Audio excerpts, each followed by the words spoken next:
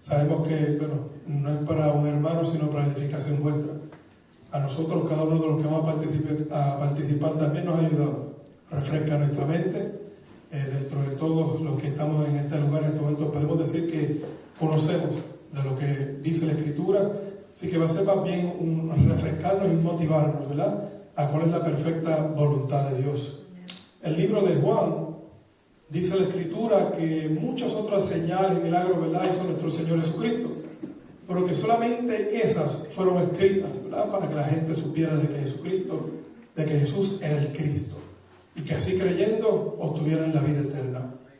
Doy gracias a Dios por el privilegio, los pastores, ¿verdad?, por todo su respaldo. Mi esposa aún no ha llegado, la hermana Janet, han estado en casa trabajando fuertemente, que Dios les bendiga de manera muy especial.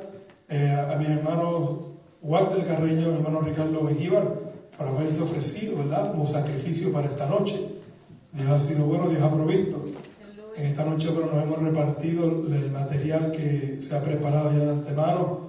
A mí me ha correspondido la gran comisión. Nuestro hermano Walter tendrá obstáculos en la evangelización, y nuestro hermano Ricardo Mengíbar, evangelismo efectivo, evangelización efectiva. Así que primeramente vamos a comenzar dándole gracias a Dios. Vamos a estar puestos en pie.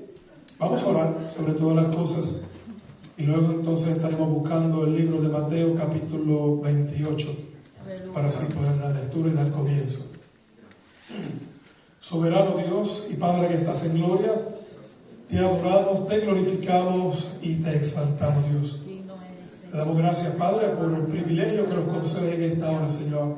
No tan solo a mí, sino a cada uno de mis hermanos, Señor amado, que han tenido en bien el poder venir a este lugar, Señor, y poder refrescarnos, ser, Señor, fortalecidos, ser rejuvenecidos por tu palabra, Señor. Te rogamos, Señor, aún por los que puedan venir en camino, que sea usted trayéndolos con bien, guardándoles de todo mal, de todo peligro. Y que así como nosotros llegamos a este santo lugar, nuestros hermanos igualmente, Señor, se puedan juntar a nosotros. Padre, nos encomendamos en tus manos y te rogamos, Dios, que de manera muy especial tu Espíritu Santo y tu palabra ministre nuestras vidas. Si hubiera algo torcido en nosotros, que sea enderezado. Si hubiera algo que necesitase ser afirmado, que sea usted afirmándolo por el poder de su palabra y por su Espíritu Santo. Le rogamos, Señor, por cada uno de mis hermanos que aún han de tomar participación, mi hermano Walter, mi hermano Ricardo Mengíbar, y que igualmente, Señor, ellos sean canales, instrumentos de bendición para vuestra vida, Dios. Quite usted toda distracción, quite toda confusión, Señor. Queda a un lado el desánimo, Padre amado, y que el poder de su Espíritu Santo repose sobre cada uno de nosotros, Señor. Todo esto se lo pedimos rogando y creyendo, Señor amado, en que usted ha de atender nuestras necesidades, Señor, y esta es una de ellas. En el nombre de su amado Jesús. Amén y amén. Bendito sea Dios. Evangelio según Mateo, capítulo 28, verso 18 en adelante. En los 4 evangelios se hace mención de lo que es la gran comisión, o más bien la gran comisión como tal. Hoy vamos a responder a varias preguntas que de antemano hemos puesto. En ocasiones hablamos de temas, pero no damos como que en el blanco. Y es bueno que nosotros mismos nos establezcamos preguntas y que procuremos por la palabra responderlas. Nos ayuda en nuestro crecimiento y, como tiene el título de este taller, una capacitación evangelística. Nos capacita, nos ayuda a entender más claramente el tema que estemos tratando. La Sagrada Escritura se lee honrando al Padre, Hijo, comunión del Espíritu Santo, y la Iglesia dice amén. Amén. Y Jesús se acercó y les habló diciendo: toda potestad me es dada en el cielo y en la tierra.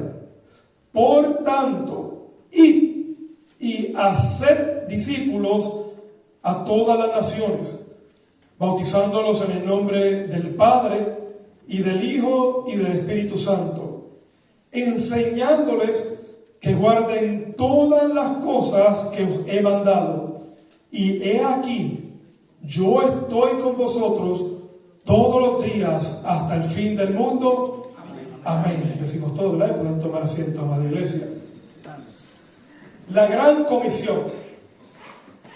Ciertamente, como dijo Juan al finalizar el Evangelio, muchas cosas hizo nuestro Señor Jesucristo, pero solo algunas de ellas se escribieron. para que el que la pudiera leer pudiera tener la fe suficiente para creer que Jesús era el Cristo y que creyendo tuviesen la salvación y así mismo, ¿verdad?, la vida eterna. Cuando hablamos de la gran comisión debemos establecernos personalmente dos preguntas. ¿Qué es la gran comisión? Es una de ellas.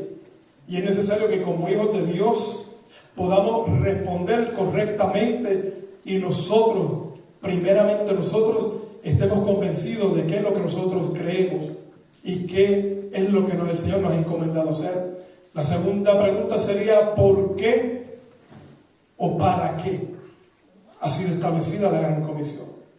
Vamos a definir primero qué es comisión. Comisión, del latino, y me disculpan, ¿verdad?, que no soy muy dado en esos idiomas, comicio, ¿verdad? Comicio con doble M y con doble S. Y la define así, según la Real Academia Española: tarea o encargo específico. Una tarea y un encargo sabemos que tiene gran importancia, pero cuando leemos y llegamos a esta palabra que dice específico, nos centra, nos pone en el lugar correcto. En ocasiones invertimos fuerzas en tareas o en delegaciones que se nos han dado, pero no han sido específicas. Invertimos, ¿verdad?, en nuestra energía, tiempo, en ocasiones recursos. Hacemos hasta lo que no debíamos de hacer y todo haya sido en vano. Pero cuando hablamos de la gran comisión, la que dejó delegada a nuestro Señor Jesucristo, es necesario que entendamos que es específica, ¿verdad? No hay manera de uno desviarse ni a derecha ni a izquierda, ni de yo decir, bueno, mi opinión es, porque no fue traída al mundo o revelada al mundo por hombres, sino que fue por Dios mismo a través de su Hijo, mostrándose Él primeramente, de la cual nadie tuvo duda de cuál fue la misión de Jesucristo y cuál es la misión que tiene la iglesia sobre la faz de la tierra. Aleluya. Tal efecto es tan grande que el Señor se refirió a usted y a mí, a nosotros. A veces decimos a la iglesia, pero no solamente se queda en la iglesia como algo, ¿verdad?, a quienes les habló en el pasado, sino a nosotros. Nosotros somos la iglesia del Señor. Amén. Se refirió a nosotros como la sal de la tierra, como la luz del mundo. Y si vemos el efecto que tenían tanto la sal como la luz, eran indispensables para aquel que la iba a necesitar, para aquel que podía depender de ella. Asimismo, la iglesia es indispensable en el tiempo en el que estamos viviendo. Amén. Porque la iglesia no fue establecida por hombres, sino que la iglesia fue presentada por parte de Dios como plan divino y respuesta a la necesidad de un mundo pecador que va en camino a la perdición. También se entiende como autoridad o poder otorgado por una autoridad superior. ¿Cuántos aquí tienen un cargo, por decirlo así, de responsabilidad en su trabajo? Pastor, nuestro hermano Carlos, entiendo que nuestra hermana Ruth también, ¿verdad? Y a mí también. Tenemos responsabilidad en nuestro trabajo, pero esa responsabilidad que nosotros tenemos, nosotros no la usurpamos, sino que se nos ha puesto por confianza, se nos ha capacitado y se nos ha puesto ahí, pero no para llenar un espacio, sino con una gran responsabilidad. Y dentro de la gran responsabilidad que tenemos, se nos delegó una autoridad. Esa autoridad no vino porque nosotros la hayamos buscado, sino que había uno superior a nosotros en el trabajo, el dueño o probablemente otro manager, y esa persona nos delega autoridad. Entonces las personas, los súbditos que tenemos alrededor nuestro, nos ven ya no como uno de ellos, sino como una persona que tiene autoridad para ordenar sobre ellos, y el deber de ellos es responder. Ocurren cosas cuando no responden, ¿verdad?, al mandato que se les da. Entonces, aún el que está sometido, aún el que imparte esa autoridad, está sujeto. Nosotros también tenemos que rendir cuenta a aquellos que nos han puesto en ese lugar. En el ámbito militar, en lo que es naval, se refiere en comisión. Aquel que se encuentra, y así se entiende en el término militar, activo. Una persona que se encuentra activo lo está las 24 horas del día, los 7 días de la semana, en todo momento. Ya cuando vienen conflictos, son llamados, son activados en el sentido de que se tienen que parar en el frente de batalla. Ya cuando una persona culmina ese tiempo, se dice, en el término, vamos a tratar ahora en el inglés, out of commission, fuera de comisión, fuera de servicio.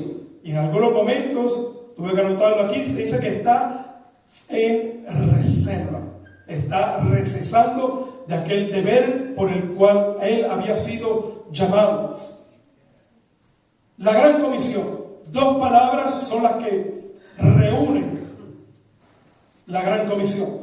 Ahí en el verso 19, la orden de Jesús es claramente, por tanto, id y haced discípulos. Comienza una autoridad, Jesucristo hablando que toda autoridad se le había sido dada, y esa autoridad Él la delega también con la iglesia, no tan solo con los apóstoles. ¿Se imagina qué hubiese pasado si los apóstoles no hubiesen cumplido con lo que Jesucristo les comisionó? No estuviésemos en este lugar. Hubiese fracasado el Evangelio. Lo hemos mencionado anteriormente y si el Señor permite, las veces que tengamos por delante lo vamos a seguir mencionando. El Señor nos habla en un momento y dice: aquel hombre que va a edificar calcula primeramente si tiene lo necesario, no sea que luego sea avergonzado por no poder terminar. Entonces, cuando Dios revela al mundo su plan de salvación, Él no envía a su Hijo para ver si podía alcanzar a los perdidos, sino que lo envió para salvar al mundo, ciertamente. Y que el Señor escogió a 12 hombres, no para ver si ellos lograban alcanzar, sino sabiendo que ellos lo iban a poder hacer, pero no por sus fuerzas. Por tanto, Jesucristo dice claramente: es necesario, ¿verdad?, que Él se fuera, que os convenía a nosotros para que el Padre enviara el Espíritu Santo. La iglesia no está en pie porque sea de voluntad de hombre, ni que haya sido engendrada por el hombre, sino porque ha sido la perfecta voluntad de Dios. Si usted y yo estamos en pie en este lugar, ha sido solamente por la misericordia de Dios y por la obra de su Espíritu Santo que mora en cada uno de nosotros. Podemos darle gloria al Señor. Y mandato dado a todo creyente a lo largo de toda la historia. Es una ordenanza. La gran comisión no es la gran omisión. La gran comisión no es el gran consejo o la gran exhortación. Uno lo toma si uno quiere o cuando mejor me parezca, sino que es una orden dada no de hombre sino de Dios. Aquí el hombre, uno sabe, se traslada de un país a otro huyendo, ¿verdad? De aquellos que andan detrás de ellos por ciertas autoridades. Ahí tienen el trabajo, se esconden en el baño para obviar, ¿verdad?, sus necesidades, se excusan detrás de sus responsabilidades, fingiendo alguna enfermedad, fingiendo algún malestar, para no cumplir con sus deberes. En ocasiones, padecimientos que no tienen, pero simplemente que no quieren hacer el trabajo.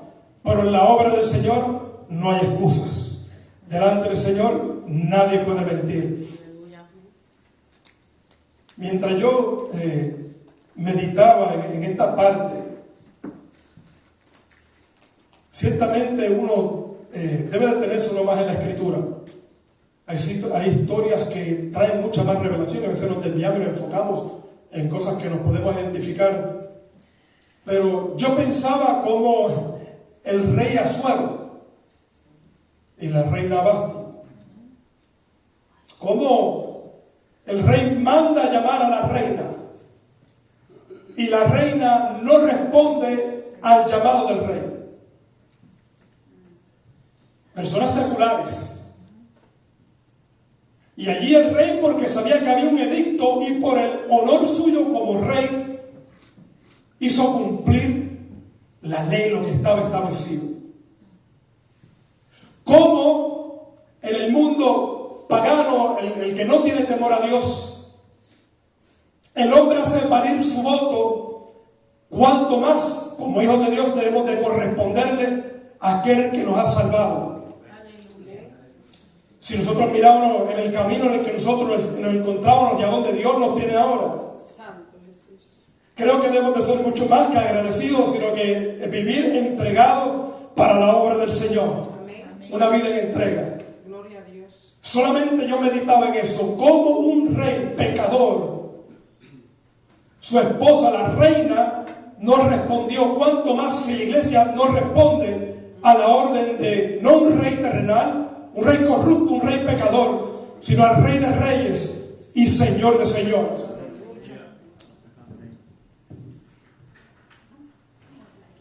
Hacer discípulos. Hacer discípulos es la gran responsabilidad que tenemos usted y yo, de capacitar a las personas. No es solamente invitarlo y bueno, llegó, gloria a Dios por el que llega, gloria a Dios, pero la obra no termina ahí. La Escritura nos enseña de que somos el cuerpo de Cristo, y un cuerpo no puede avanzar solo con un solo pie. Sabemos personas que tienen, ¿verdad?, sus dificultades y hacen lo posible para alcanzar aquello que ellos desean. Pero se imagina usted con un pie tratando de avanzar y que el otro diga que no, que él no quiere, digamos eso. Hay una necesidad, usted tiene que ir a hacer sus compras, pero el otro pie dice, yo no quiero. ¿Podrá el cuerpo funcionar de esa manera? Imposible. Pero qué bueno que la cabeza de la iglesia no es un hombre, que la cabeza de la iglesia es nuestro Señor Jesucristo. Y que así bien coordinado por la palabra y el Espíritu Santo, que hace llegar el mensaje a todo su cuerpo, a cada uno de nosotros, nos guía en el camino correcto de Dios, para que se alcance la voluntad de Dios. El hacer el discípulo no es la tarea de un hombre, no es la tarea mucho menos de un solo departamento. Es la tarea del cuerpo completo de Cristo, completa desde el pastor, establecida por Dios, por los líderes que estamos en esta congregación, por los maestros, por así también aún por el ujier, aún por el que maneja la banca, diligentemente llama a aquel amigo que está comenzando a caminar, y la responsabilidad de cada uno como cuerpo de Cristo de sentir necesidad, de sentir compasión por ese amigo que recién está comenzando en el camino del Señor. Si usted recuerda, usted piensa de dónde el Señor lo trajo, cuán difícil se le hizo. ¿Cuándo fue que usted profesó al Señor y cuánto tiempo le tomó para bautizarse? Quizás días, quizás meses, quizás años. A mí me tomó más de 2 años bautizarme. Y a mí el bautismo no me quitó lo que aún me quedaba en mí. Pero sí sé que, como dice la Escritura, que Él estableció ministerios, dones en las iglesias, para perfeccionar los santos, maestros, pastores, y así cada uno dentro de la iglesia. El id es una orden establecida por Dios que nadie está exento de cumplirla. Se establecen, por ejemplo, cuando se establecen los grupos, el propósito es de hacerlo de una manera colectiva, en grupos. Fomentar la unidad para hacer el trabajo, pero la iglesia no descansa solamente de un grupo de trabajo. El trabajo de evangelización no recae solamente sobre un grupo, sino sobre todos, que sin parar en el trabajo, en el vecindario, cuando nos reunimos con nuestros familiares, se evangeliza. No se llama, bueno, me toca o no me toca esta semana, hoy no me toca, sino que aún en nuestros momentos en que nos encontramos en el Londres, podemos compartir las buenas nuevas de salvación. Gloria a Dios. La segunda pregunta que nos debemos establecer: ¿por qué y para qué se evangeliza? ¿Por qué y para qué está establecida la Gran Comisión?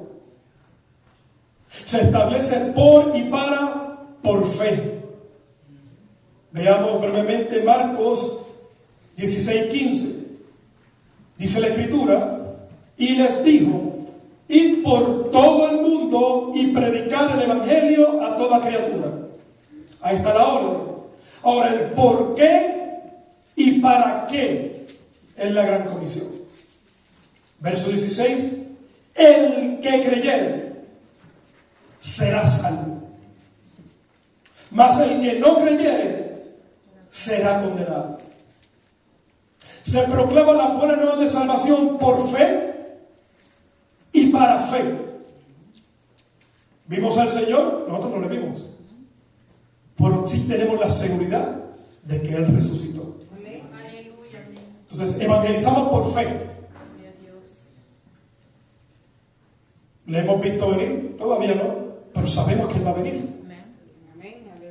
Entonces, proclamamos la buena nueva para fe. ¿Por qué para fe? Porque ya el Señor ha puesto en mí, por su gracia, fe mediante el Espíritu Santo y la palabra. Ahora seguimos, proclamamos el Evangelio para fe, porque hay quien necesita oír las buenas nuevas de salvación. De gracia recibiste. De gracia hemos recibido salvación. Una salvación inmerecida. No la compramos, mucho menos la merecíamos. Pero por gracia a Dios le plació incluirnos en ese plan de salvación. Y cuando venimos a la luz de su palabra, hemos recibido la fe. Y esa es la fe que nosotros entonces salimos a compartir con aquel que no tiene ninguna, con aquel que está muerto en delitos y en pecado, con aquel que no tiene esperanza. Porque estamos hablando de fe. Y estamos hablando de una esperanza viva. Por fe y para fe. El que creyere, estamos hablando de fe. El que confiare, el que descansare, el que recibiera este mensaje y fuera bautizado, será salvo. Ahora, ¿respondieron todos? La Escritura dice que no. Continúa el texto. Mas el que no creyere, el que no confiare, el que no lo recibiere, será condenado. Entonces, el Evangelio se comparte no esperando una respuesta, sino como cumplimiento en obediencia a lo que el Señor lo ha establecido. Ya lo que nosotros seguimos por el camino, pues gloria a Dios. El libro de Romanos añade mucho más a esta porción. Romanos capítulo 10, verso 8 en adelante, y dice la Escritura: ¿mas qué dice? Cerca de ti está la palabra en tu boca y en tu corazón. Esta es la palabra de fe, dice la Escritura, que predicamos. Que si confesares con tu boca que Jesús es el Señor, y creyeres, confesar y creer, en tu corazón que Dios le levantó de los muertos, serás salvo. Fíjense que no dice si le vistes resucitar, más bien si creyeres que Dios le resucitó y le levantó de los muertos, será salvo. Porque con el corazón se cree para justicia, pero con la boca se confiesa para salvación. Con la boca confesamos para salvación nuestra, pero con la boca también damos testimonio. Hablábamos el pasado sábado de que lo importante que es testificar. No hay testimonio súper grande, ni testimonio pequeñito, porque cada milagro que el Señor ejecuta solamente requiere que Él tenga misericordia. Dios no se tiene que esforzar un poco más para quitar un dolor de muela como para resucitar un muerto. Simplemente tiene que tener misericordia. Entonces, es importante el testimonio, el testificar de la grandeza del Señor, no solamente en la congregación, sino también allá afuera. En la congregación fortalece nuestra fe, porque hay momentos en que nos sentimos débiles, la prueba debilita, pero cuando oímos a alguien testificar, ciertamente sabemos que Dios no se ha olvidado de nosotros y nos ayuda a perseverar y a esperar en Él, a ser pacientes en nuestro Señor. Y para el incrédulo, ¿para qué le sirve el testimonio al incrédulo? Bueno, de dos cosas. Le queda la evidencia. Si lo recibe, amén, y si no lo recibe, delante de Dios nunca podrá negar de que se le habló, de que allá arriba hay un Dios vivo. Continúa la cita.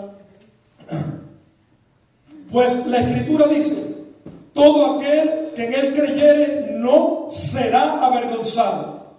Porque no hay diferencia entre judío y griego, pues Él mismo, que es Señor de todos, es rico para con todos los que le invocan. Porque todo aquel que le invocare el nombre del Señor será salvo. ¿Por qué y para qué? Y aquí en el 14 empiezan unas preguntas.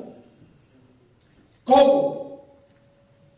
¿Cómo pues invocarán a aquel en el cual no han creído? ¿Cómo lo harán? ¿Cómo creerán en aquel de quien no han oído? ¿Cómo lo harán? ¿En manos de quién está esa responsabilidad? ¿De News 12? ¿O recae sobre el nuevo presidente? Él va a enderezar esta nación. ¿O otro presidente que venga? Pero habrá que esperar 4 años que venga otro, porque Dios pone reyes y quita reyes. Dios traerá uno que cumpla con esa comisión. ¿Será esa la esperanza del mundo pecador? ¿O que de alguien que sienta empatía, de alguien que se ponga en los zapatos de ellos y sienta el dolor, sienta la necesidad, no tanto física pero espiritual, de aquel que tiene conocimiento a dónde se dirige esa alma? ¿Será que un cambio de presidente lo arregle? ¿O será de una iglesia entendida de cuál es el compromiso que tiene para con Dios primeramente y para con el prójimo luego?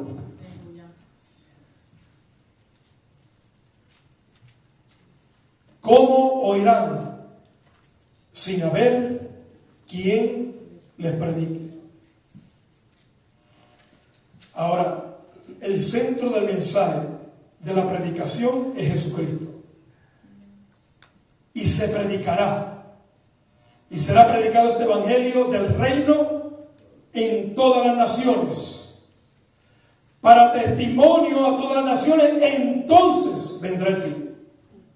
Mateo 24:14. Gloria a Dios. Entonces, hay un deber, hay que comunicar un mensaje. Un mensaje. Hablábamos en el comienzo de que es directo, ¿verdad? Nos especifica cuál es la comisión. Hay un solo mensaje. La iglesia tiene un solo mensaje. Ese mensaje es Jesucristo. Jesucristo, el Hijo de Dios, que vino y ha de volver. La única esperanza que tiene el mundo si desea escapar del castigo eterno. Y se predica por fe y para fe. Eso es muy importante que lo entendamos. Por fe lo predicamos y lo proclamamos, y para fe, para que produzca fe, pero está en que la persona responda.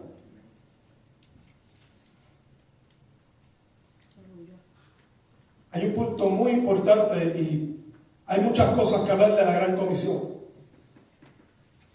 Podríamos deleitarnos toda la noche aquí, pero la hemos escuchado, nuestros jóvenes nos lo han dicho, nos lo han hablado, nos lo han predicado. Nuestros niños lo han hecho y de tiempo en tiempo, como aparece un ángel, se levanta un hermano y lo predica. Pero quiero resaltar en este momento un relato que es en la historia, en el relato de la salvación, que comienza en el Génesis, porque el anuncio del Evangelio tuvo un comienzo en el cual ya Dios anuncia, deja saber lo que es conocido como el protoevangelio, que es el comienzo, en el momento en que se anuncia. No es en el momento en que Dios dijo, ¿cómo voy a salvar al hombre? Espérate, este es el plan B. Ya Dios lo tenía desde antes de la fundación del mundo. Pero era necesario esperar el momento específico para traerlo, para sacarlo a la luz. Génesis capítulo 3, verso 15, dice la Escritura: luego de que Adán y Eva habían pecado, Génesis 3:15, y pondré enemistad entre ti y la mujer, le está hablando a la serpiente, a Satanás, y entre tu simiente, o sea, los de tu generación, los que llevan tus genes, y la simiente suya, un descendiente de esta mujer. Esta te herirá en la cabeza y tú le herirás en el calcañar. Ahí está el anuncio de que habría uno que habría de venir, que mediante ser herido en el calcañar aplastaría la cabeza de la serpiente o de Satanás mientras era herido. Y ahí comienza este anuncio. Y aquí es que viene lo interesante. Desde ese momento se empieza a preguntar al ser humano, comenzando por Eva, ¿quién será ese descendiente? ¿Quién será esa simiente que aplastará la cabeza de ese desgraciado que me hizo pecar? Se pudo haber pensado Eva. Deseosa, anhelando ese momento, cuando miraba en el lugar donde ella se encontraba con Adán, que su cuerpo no envejecía, no le salían canas. Los animales no se devoraban unos a otros. Ellos no se tenían que subir a un árbol cuando venía un león. Miraban a la serpiente ya con otra cara, ¿verdad? Porque ya la serpiente era enemiga. Empezaba esa pregunta en la cabeza, así como nosotros debemos tener preguntas. ¿Quién será esa simiente? En la escritura hay un poco más adelante. Ahí en el capítulo 4, verso 1. Dice, conoció Adán a su mujer Eva, la cual concibió y dio a luz a Caín, y dijo, por voluntad de Jehová he adquirido varón. La esperanza de Eva, wow, ya aquí está el que le va a aplastar la cabeza. Aunque me lo van a herir en el calcañar, pero le va a aplastar la cabeza. Lamentablemente no fue así. Las consecuencias del pecado eran mucho más allá de lo que ellos se podían imaginar. Ese primer hijo, donde ella probablemente pudo haber puesto su esperanza, fue el que le mató a su otro hijo Abel. ¿Hasta dónde había llegado el pecado? ¿Dónde ellos habían aprendido eso? ¿En qué lugar lo habían visto? Los estragos del pecado en el ser humano. Así se hacían preguntas generación tras generación. ¿Quién será esa simiente? ¿De dónde vendrá? ¿Quién será? Probablemente cuando nació Noé, se preguntaron, ¿y este será? Tampoco era Noé. Ahora hay un momento en la historia en que si había una pregunta que necesitaba ser respondida, surge otra pregunta. En el capítulo 11 del libro de Génesis, la Torre de Babel. Dice en este relato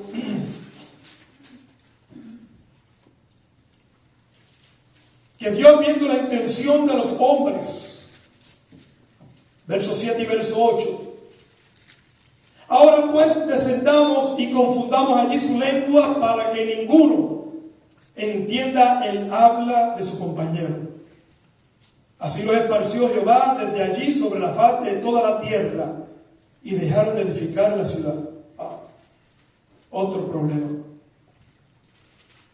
Primero teníamos una pregunta, ¿quién será? ¿Quién será esta simiente que nos saque de esta condición? Y ahora surge otra pregunta. Parece inalcanzable. No tan solo quién será, sino quién les comunicará. ¿Cómo se enterarán? ¿Quién hablará con ellos? No nos podemos comunicar. Y cada cual se esparció, se fue por su lugar, y así se esparcieron sobre la faz de la tierra. Entonces ya no tengo una preocupación encima de quién será, sino cómo ellos sabrán. ¿Cómo ellos se enterarán si no hay quien les comunique? Cuando tengamos la respuesta de quién será. Y ahora, ¿cómo vamos a solucionar esto? No sabemos quién puede ser. Y ahora, aún está más lejano porque no nos podemos comunicar. ¿Cómo yo le puedo decir que nuestra esperanza ya está en medio de vosotros? Empiezan los profetas a levantarse, Dios a levantar profetas como trompetas, anunciar el que había de venir, hasta que llegó el momento establecido por Dios para el fiel cumplimiento. En el Evangelio según Lucas capítulo 2, versos 10 y 11. Proclama aquel ángel: no temáis, porque he aquí os doy nuevas de gran gozo, que será para todo el pueblo, que os ha nacido hoy, no que nacerá, os ha nacido hoy en la ciudad de David un Salvador, el Cristo, el Señor. La respuesta a quién será esa simiente ya estaba. ¿Quién había de ser? Jesús. Y ya no había que esperar para ver quién habría de venir, sino que ya había sido enviado. Y no tan solo había sido enviado, estaba en medio de ellos. Y un ángel comisionado cumplió con su deber: transmitir un mensaje, una buena nueva de gran gozo, que os ha nacido un Salvador, Jesús Cristo, el Señor. Aquí empieza ahora a transmitirse un mensaje. El Cristo, que según la Escritura sana y salva, está entre vosotros. El Cristo que sana y salva está entre vosotros. La samaritana, la mujer samaritana, luego de haber tenido aquel encuentro con Jesucristo, dice, volviendo a su pueblo, a su cantón, a su aldea, dice: venid, ven un hombre que me ha dicho todo lo que he hecho. ¿No será este el Cristo? Entonces salieron de la ciudad y vinieron a él. Y dice la Escritura luego ellos decían: ahora creemos no por lo que tú nos has dicho, sino por lo que hemos visto y lo que hemos velado, lo que hemos experimentado con el Señor en esos cortos días. Entonces se empezó a proclamar aquel mensaje: el Cristo, relacionado a la Escritura, que sana y salva, está entre vosotros. Así que la respuesta de quién es ya estaba respondida: el carpintero. Ese era el que había de venir, esa era la simiente. El Cristo que sana y salva está entre nosotros. Aleluya, gloria a Dios. Puesto en pie, iglesia. Hay muchas cosas de que hablar, pero como dijo Juan, estas han sido suficientes para que creáis que Jesús es el Cristo y que creyendo obtengáis la vida eterna. Había una pregunta: ¿quién será? Esa pregunta fue respondida. Ahora venía la otra pregunta: ¿y cómo se enterarán a partir de la Torre de Babel? Bueno, esa respuesta a esa pregunta es la iglesia. Usted y yo somos la respuesta a esa pregunta que se tiene el mundo. ¿Cuál será nuestra esperanza? No te preocupes. Por ahí hay unos que los ha comisionado no hombres, sino Dios. Y en esa comisión hay autoridad que Dios les ha delegado. Por eso el Señor dijo que sobre la iglesia no prevalecerían las puertas del infierno, las puertas del Hades. Dice: la iglesia está en pie hoy en día no por ningún concilio, no tiene que ver por ningún hombre, sino porque es la perfecta voluntad. La iglesia ha sido perseguida, muchos han sido martirizados, pero la iglesia no se detiene. La iglesia tiene una gran comisión, la iglesia tiene una responsabilidad, primeramente con Dios, pero también tenemos una responsabilidad con aquel que se encuentra donde en un momento usted y yo nos encontrábamos. Isaías se refiere a nosotros en el capítulo 52:7. Cuán hermosos son sobre los montes los pies del que trae alegres nuevas, del que anuncia la paz, del que trae nuevas del bien, del que publica salvación, del que dice a Sión: tu Dios reina. Hay mismo inclinamos el rostro.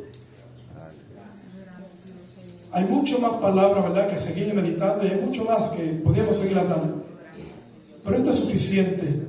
Responde varias preguntas, inquietudes que puedan haber en cada uno de nosotros y nos ayudan a entender que esto es por ánimo voluntario.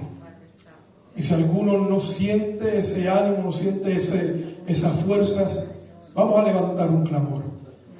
Vamos a levantar un clamor por la iglesia, de que seamos entendidos de la gran responsabilidad que tenemos delante de Dios, pero también con un mundo que se pierde.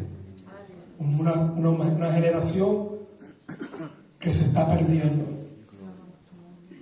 Y si a nosotros, algunos de nosotros, puede ser que no sintamos compasión o amor por las almas, solo pidámosle a Dios que nos haga sentir ese amor. Como Jesucristo, que cuando los miraba dice que tenía compasión por ellas. Soberano Dios, buen Padre que estás en el cielo, te damos gracias, Señor, por este tiempo que nos has permitido compartir con tu pueblo. Padre, entendemos por tu palabra, Señor, la responsabilidad que tenemos, Dios, para con nosotros, para contigo, Señor, pero también para con el prójimo. Yo te pido, Señor, que si en medio de vosotros, Señor, hubiera algún obstáculo, Señor, algo, Señor, que impidiese, Señor, que cumplamos con esa encomienda, con esa orden que usted nos ha dado. Yo le pido, Señor, que sea usted quitando todo estorbo, Señor. Si hubiera algún desánimo, Señor, alguna confusión, Señor amado, en el poder de su Espíritu Santo.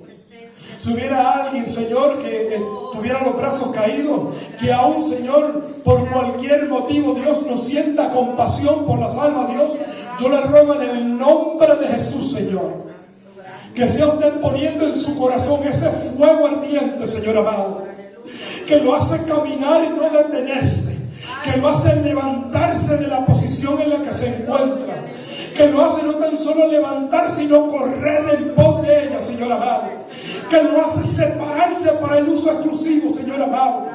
Oh Padre Santo, como luz de este mundo, como sal de la tierra, Señor amado, yo le pido, Señor, de manera especial, que nos ayude, Señor amado, a trabajar unidos, Señor, para poder cumplir, para poder capacitar, Señor amado, no tan solo al creyente, al que se encuentra en este lugar, sino a lo que usted, Señor, ha de añadir a esta iglesia, por medio de la proclamación del Santo Evangelio, la cual tiene a Jesucristo como centro y único mensaje, única esperanza para el mundo pecador, Señor amado. En el nombre de Jesús, Señor, yo se lo pido de manera muy especial, Señor amado. Le pido, Dios, que bendiga nuestra vida, Señor, con lo que ya usted ha preparado y que ha de ser entregado, Señor, a través de mis hermanos. En el nombre de Jesús. Amén.